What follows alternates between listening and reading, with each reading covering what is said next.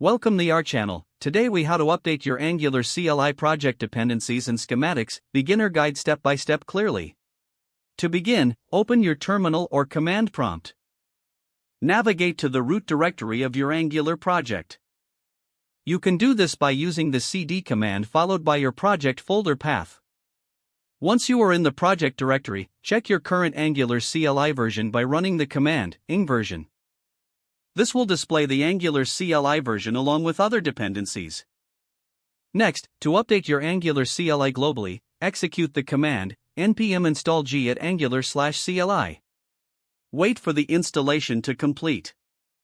After the global update, it's time to update your local project dependencies.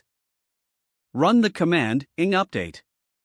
This command will analyze your project and suggest updates. Review the suggested updates on your terminal.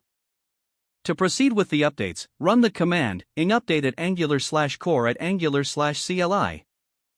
This will update both the core Angular framework and CLI in your project. Once the update process is complete, it's important to also update any additional dependencies. You can check for these by running ing update all. This command attempts to update all packages in your project.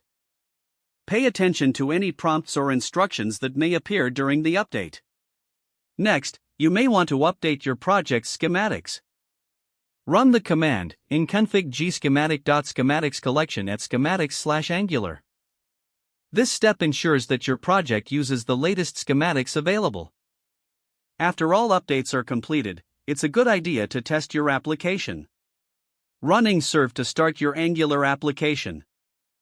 Open your browser and navigate to http://localhost 4200 to verify everything is running smoothly. If you encounter any issues, refer to the official Angular documentation for troubleshooting tips. Lastly, make sure to commit your changes to your version control system. This will help you maintain a history of your updates.